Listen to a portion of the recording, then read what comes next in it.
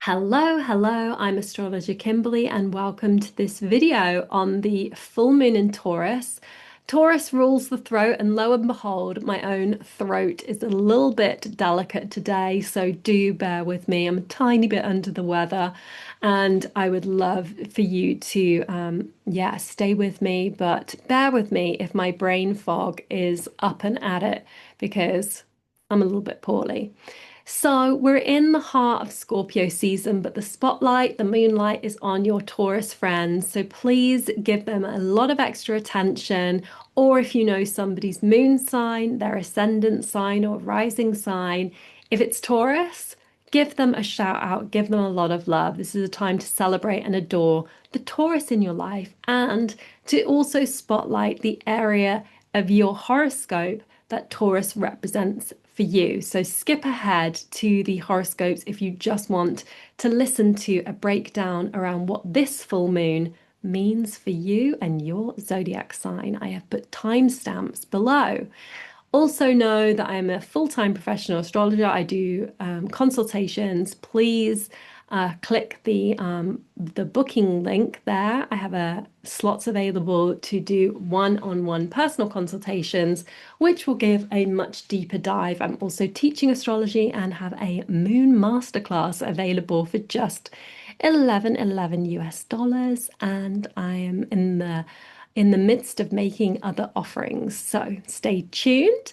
Anyway, we're in the heart of Scorpio season, and Scorpio season is a mysterious, dark, mystical time, the thinning of the veil, and so on. We've passed Halloween, but we are still in this crackling time of enigmatic forces.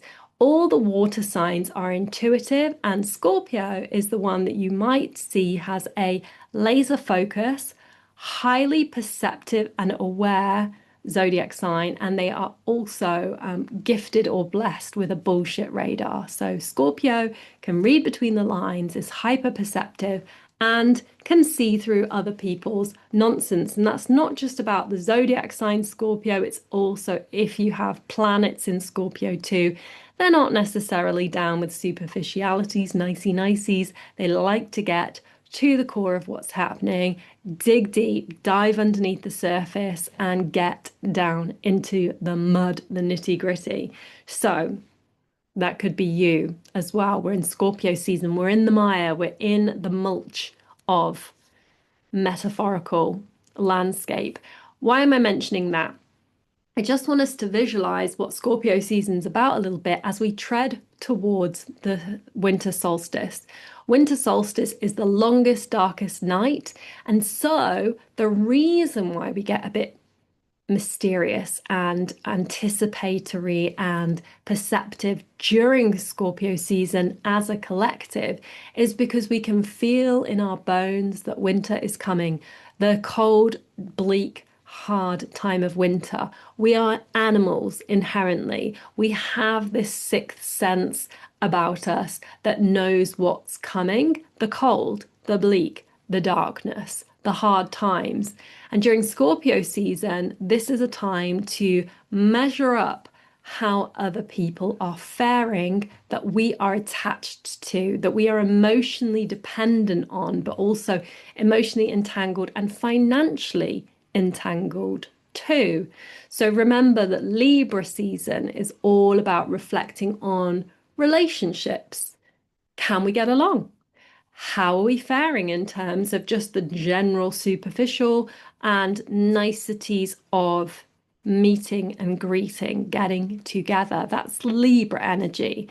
But once we've done the dance and we've done a bit of a tango, then comes Scorpio season, which is all about understanding the other person's pockets. What have you got in your pockets? Can I trust you? Have you got the goods? Are you going to pull through for me during the bleak midwinter? Do you have a candle? Do you have a bag of grain? Have you got a stack of onions and carrots to spare? Because if you feel relaxed and trusting in your partner, you're going to be relaxed and in divine flow. If you're kind of thinking, is that guy going to cheat on me? Is that person over there like not in this for keeps? You might be out on in the cold on winter's night, right? If the person that you're in a relationship with isn't really in it, then what are we doing here? Like there's a lack of trust, there's a chance of betrayal, and then that unfortunately means a lack of survival. And so as human beings, we're survivalists, right?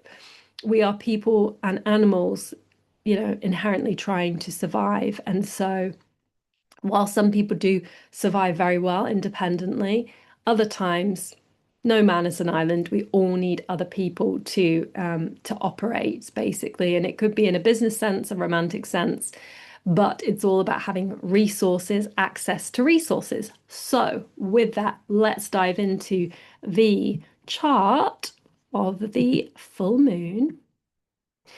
And here we have the sun at 13 degrees 22 minutes Scorpio, the moon at 13 degrees 22 minutes Taurus.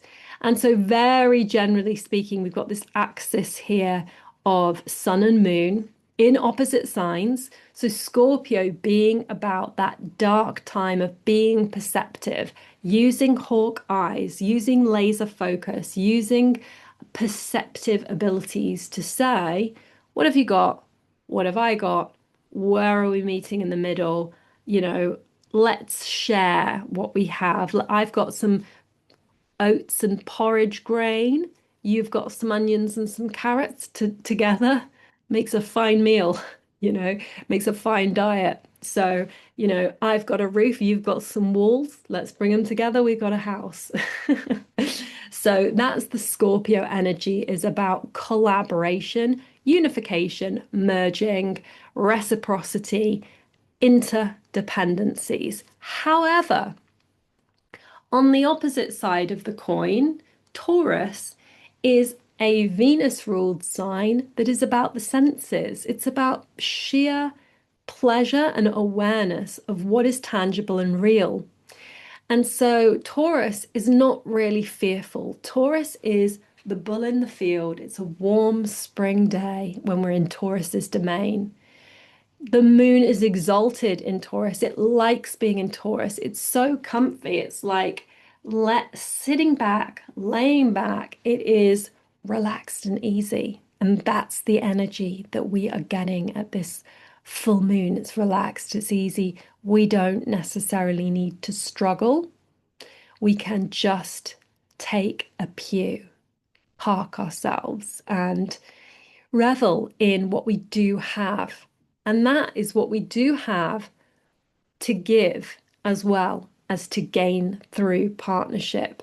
So the Taurus side of the horoscope is more about appreciating, what comes naturally, whether it's a beautiful song that bursts from the songbird, or whether it's the grapes that lay heavy on the vine. It's the sense of generosity and abundance, right? What's good about this full moon is that it's also in a lovely little sextile to the North Node in Pisces, which is adding that sense of ease and comfort, I would say. And we've also got the ruler of this full moon, Venus, in Libra. So there's a nice sense of balance, harmony, equilibrium coming through. However, when we look at the surrounding energy of the full moon, we can see that Venus, just a couple of days ago, was opposing Chiron. So just here on Sunday/Monday, if you're coming out of a really uncomfortable relationship realization, you can blame this Chiron Venus opposition. However, it's over now, which is nice, right? So, not saying everything's been super comfy, super lovey-dovey, because it hasn't. Venus has had to come up against this Chironic energy, which is painful and uncomfortable. What's up next is interesting too around this full moon energy. We have After the full moon, we have the moon going through Gemini. So we have this Moon Uranus connection here just after the full moon. And then on Saturday, Uranus re-enters Taurus. So during this full moon in Taurus, what might be a really nice exercise is to think about what's come to pass, or more appropriately saying, what's changed since Uranus has made its way through Taurus.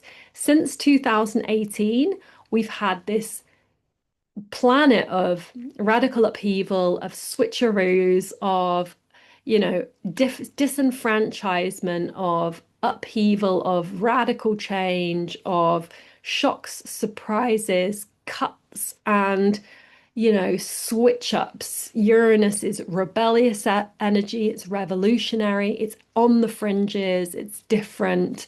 And so this energy has been really antagonizing or changing up things in the Taurus sector of your chart. So I'll go through that in the horoscope. There's a timestamp for each sign. So Uranus has been changing things up. We can acknowledge the Taurus house of our horoscope here with this full moon. We can celebrate the people that are Taurus. We can appreciate that relationships are a mega touch point given Venus is in Libra. And we can also notice Black Moon Lilith conjunct the Sun, which is also a bit of a spicy, rebellious energy too. So a lot of feminine energy, even though Venus in Libra is masculine, a lot of feminine energy, exalted moon. I really like this full moon. It is, in my opinion, a bit of a positive energy. Let's, before we move on, just walk back to the new moon, the corresponding new moon energy that we had here back in 2024. So the new moon you can see was at 18 degrees. So I want you guys to look back to the 8th of May 2024.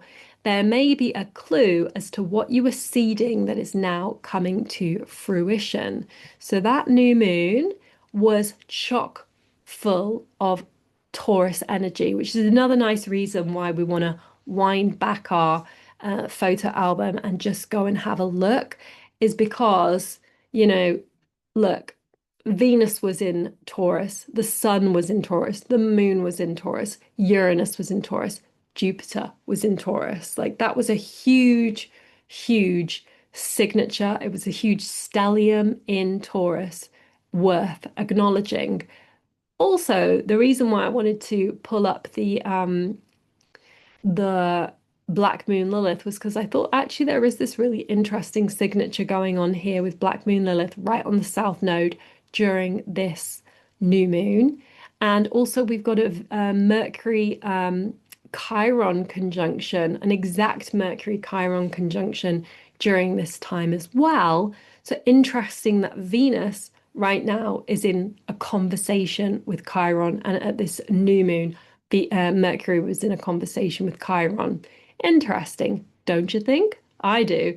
Neptune also at the 29th degree of Pisces there.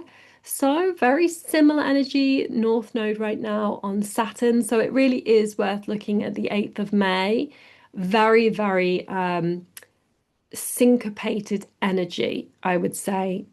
New moon in Taurus, full moon in Taurus right now. So have a look, wind it back. Okay, let's go ahead and have a sign by sign forecast. By sign by sign, let's just go to whole sign as well, so that we can read the chart nicely. The software that I use is Astro Gold. It's my absolute favorite type of software to use. You can see how easy it is, can't you guys? Okay, let's go back to Aries, whole sign. So, oh dear, let's go forward one day. Took it too far, didn't I? Aries. Okay, so for Aries, here we go. Starting the horoscopes from here. So for Aries, this full moon in Taurus is absolutely lighting up your axis of finances and at this full moon, your money, your job, your ability to make a living, your income. So, resources, have they been something that is seeming to be pertinent? Is money on your mind, Aries, or is money something that is coming to fruition and potentially something that you have to let go of, given this triple these three planets in Pisces, and are relationships a major consideration right now for you, given Venus is in Libra? Maybe this kind of reciprocity, this partnership energy really is kicking in. However, your ruler Mars being in Sagittarius tells me that you've already got your eye on adventure. So maybe even though it's this full moon in Taurus encouraging you to think about your money, you're already kind of like distracted by feeling like you want to go places. Taurus risings, this full moon is all about you and your identity and who you are and your physicality and your work and sense of service. Venus now in Libra is lighting up your job, your health, your day to day, and the moon is amplifying your body, your constitution, your physical self. Very social time for you with Jupiter in Cancer and all these planets in Pisces lighting up relationships and Scorpio season making relationships super prominent too. Maybe people aren't behaving 100% how you want them to behave, but you have a lot of awareness on people because of this grand trine activating the water houses of the zodiac and your human relationships. And Mars and Mercury already in this eighth house, bringing something more intimate to pass in the weeks ahead. But yeah, it's all about you, Taurus. It's all about you and the sense of service that you have right now. Gemini risings, a day to take it easy, Gemini risings. The full moon is rising in your 12th house of unconscious, subconscious, unraveling, unwinding, and decompression. Zone out, zoom out, escape. Just take it down a notch and consider the tools that you've developed spiritually or sensually. Are you a shopaholic? Do you like to indulge in food? Are you a bit of a somewhat of a, compulsive eater? What, or maybe you really love lighting candles and working with aromatherapy or massage, or you need some kind of a consumerist edge to your full moon realizations. So Uranus has been going through this 12th house since 2018, shaking up your idea about healing, and the sun is lighting up your house of health and well-being and daily rituals. So health and well-being, health and healing are huge for the Gemini risings at the moment. And so too is a sense of creativity. So it really would be nice if the Gemini risings are able to disconnect to do music or some kind of artistic, playful projects, because Venus is there in the fifth house of creativity. The moon is in the 12th house of escapism in a very artistic area. Fifth house can also be children as well. So your creative outlet could be children, romance, love, fertility as well. Cancer risings, the full moon is coming to fruition in your house of community. So think about where your community are coming to a bit of a point of fruition. Perhaps you can celebrate a bunch of rebellious characters that Uranus has introduced to you in your life. Scorpio season is all about your passions, your sense of romance, whereas Taurus is all about singing with the choir. So you've got the solo spotlight and the group ensemble, right? Now is about the group ensemble. It's also about home and hearth for you, Cancer, because Venus is in your zone of home. So it's about, thinking about what brings you joy and pleasure, but also thinking about the collective and also thinking about your roots and where you live or where you come from as well. You're on a major, major, exciting journey, Cancer risings. Jupiter's in your sign. It's aligning with Saturn. That's amazing. And then you've got this incredibly fortuitous, Scorpio season bringing in so much love and vision and inspiration and joy. So enjoy that. Leo rising. This is a time of prominence. The full moon in Scorpio, the full moon in Taurus is lighting up your 10th house of visibility, public image, public profile, notoriety, fame, fortune, prosperity, career, vocation. So for the Leo risings, you may be focused on home and your domicile and your domain and DIY and delighting in nurturing principles. But just for this full moon moment, you could be lighting up how you have prospered, how you've gotten ahead, and how your reputation speaks to who you are, outwardly, to perhaps to the general public. Your communications are really important too, because Venus in Libra wants you to acknowledge something about kindred spirits and the people that are like you. You're in a major transitionary phase. There's projects that have been developing that are very intimate and tender, and you may have been realizing stuff in private that is incredibly poignant, that links you to other people, that sees you in a very emotionally entangled process with other people. There might be real key figures that you've been working with who have allowed you to heal, who have allowed you to step back and really transform something about who you are. More at that on the new moon in Scorpio, but this is a very powerful, emotive time for the Leos and the Leo risings. For Virgo risings, this full moon is in your visionary house of travel, long distance travel, of quests, ventures, and of international domains and terrains, right? This is the house of philosophy, of wisdom, of knowledge, of understanding, of growth and personal development. So you might be illuminating a path or a journey that you've gone on that has allowed you to consider life from a completely different perspective. I imagine people have a lot to do with that.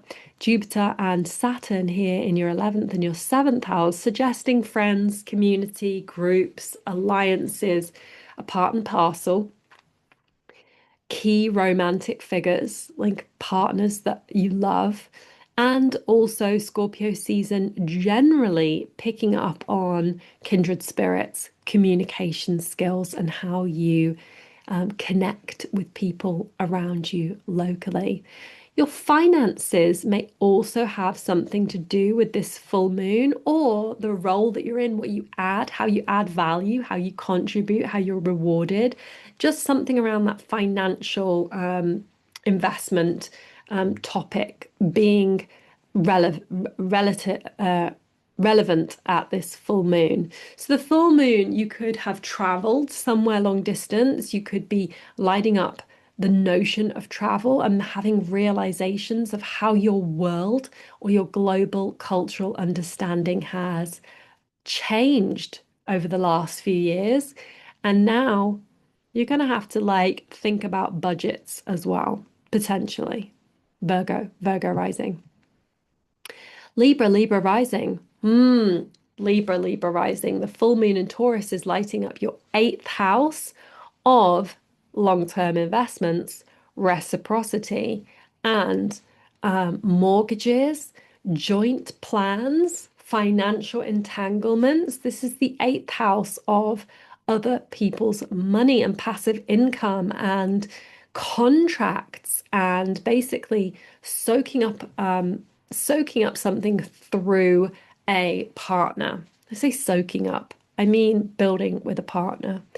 So there could be something to do with your personal outlook or who you are as an individual, Libra rising, what you contribute, what you do, what you bring to the table, how you present yourself, but also very much a nod to what you've built with another person and what you've managed to do or gain with another person, which could be a professional alliance. You are as well having a very big year for success and for acknowledging what success means to you, what it looks like for you. Because Jupiter's up here in your 10th house of, prosperity, success.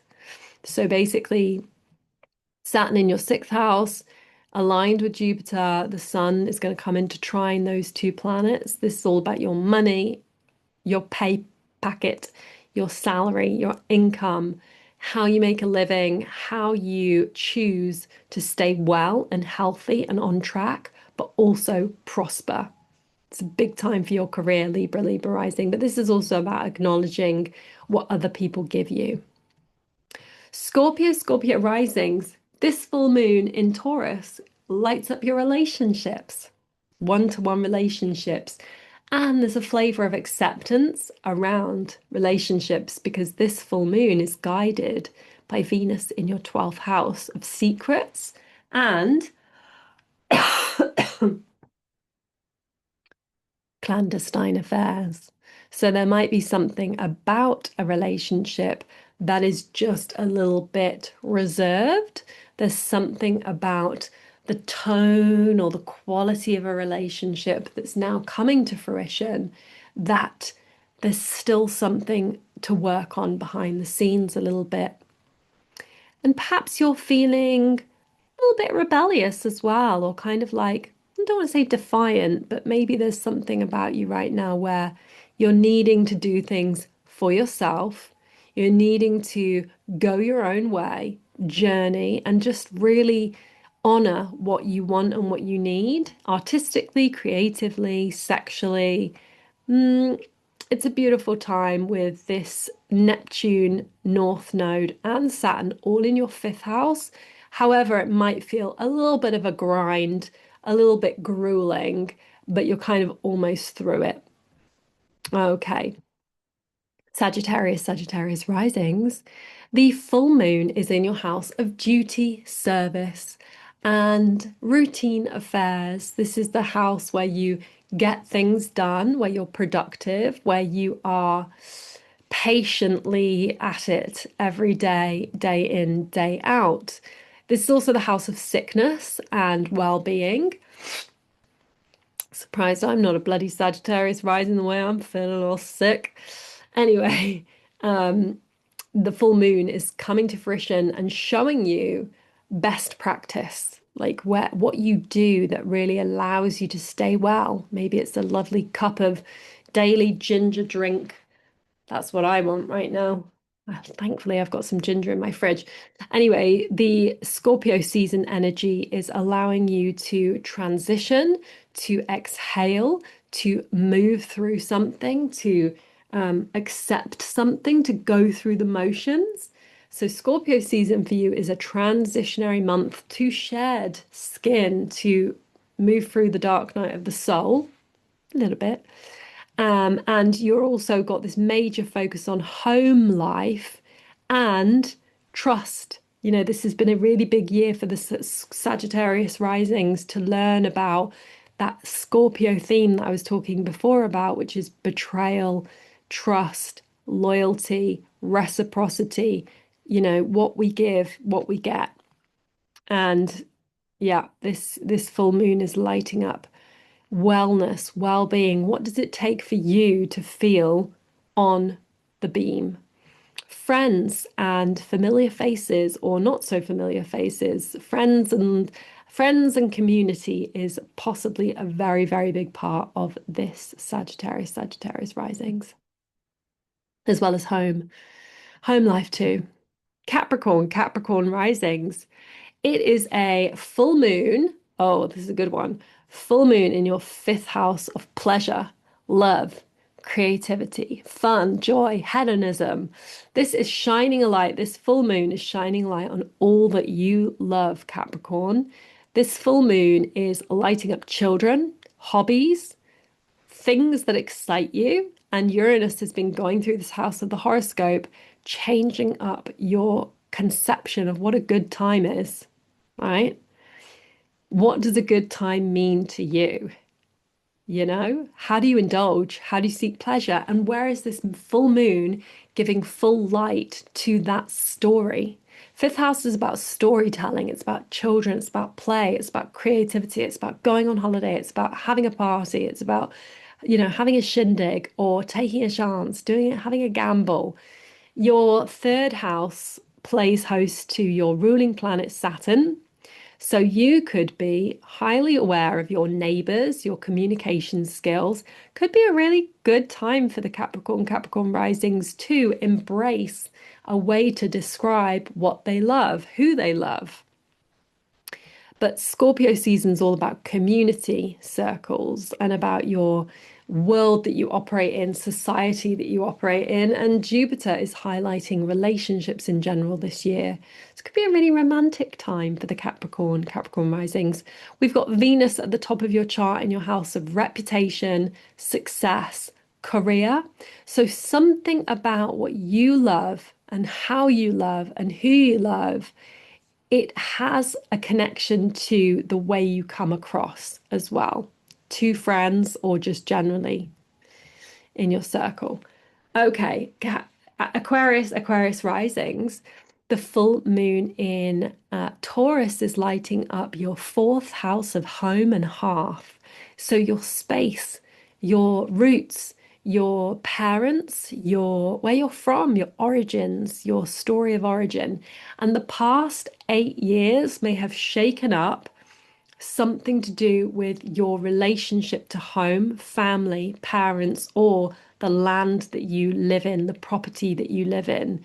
So it's a really nice celebratory time for you to ground yourself, to appreciate your roof that you live under. Meanwhile, the 10th house plays host to Scorpio, Sun in Scorpio. That is a time to be lighting up your career, to be famous, to be recognized. So there's this balance between house and home, hearth, and then success and notoriety with your general financial landscape and Jupiter there as well in your house of work and health, also prominent.